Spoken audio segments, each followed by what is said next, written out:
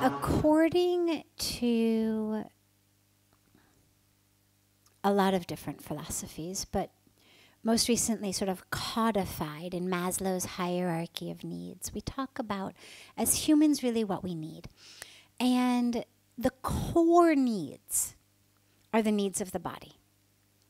I need not to have an empty, grumbling, cramping, painful stomach from hunger. I need not to be out in the cold without a sweater or a shawl or a jacket or shelter. I need not to be really, really sick and in physical pain without remedy. And yet, there are lots of beautiful, inspiring stories of people. Sounds like your grandparents, or some of them,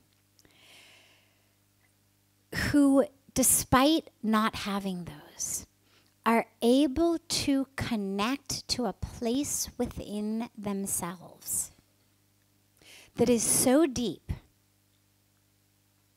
that it's entirely separate from the physical body.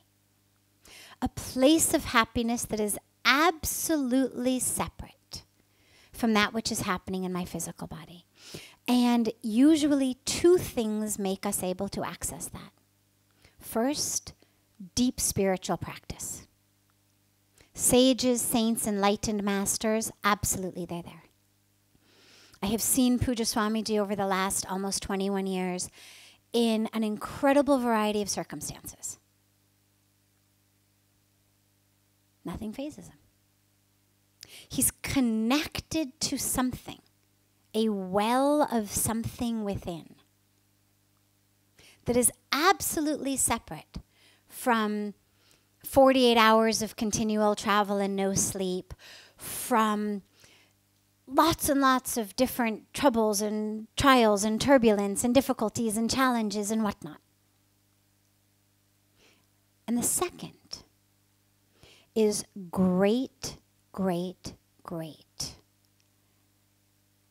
trials and tribulations, like the Holocaust, like concentration camps, that put you into a situation where there is nothing outside.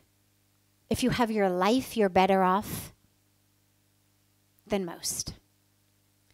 And we hear stories come out of these sorts of circumstances that are incredibly inspiring and that remind us, yes, here's what philosophy says, that we need these things. Here's how, and it's true for most of us. It's not that philosophy doesn't get it. It's true for most of us. I love watching even with myself. It's incredibly humbling. Most of the time, I feel deeply connected, deeply peaceful, deeply content. I get sick, running a fever, bronchitis, something going on, and suddenly it's like, why isn't anybody bringing me any soup? Little things. You think, wow, that's interesting. Here we've taken simply the temperature of the body, increased it not even that much, a few degrees.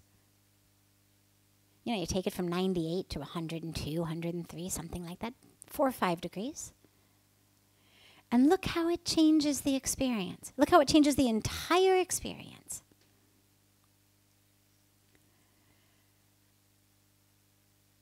So for most of us, this is true. If we were in a situation where we became homeless, if we were in a situation where we were hungry, not just for a meal, not just my lunch is late, but really hungry. And especially if we were in a situation where we couldn't feed our children.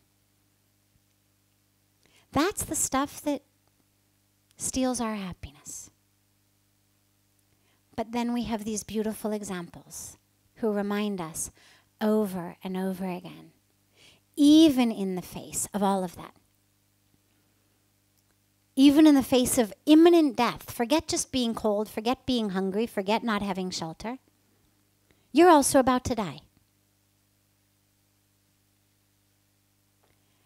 And the stories that come out, whether it's the Holocaust, whether it's refugees, and there's so many different examples that give us these heroes,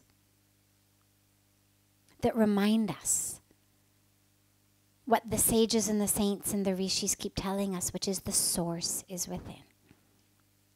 But it takes very, very special people in the absolute absence of any level of safety or security physically to still be able to access that type of bliss, that type of peace.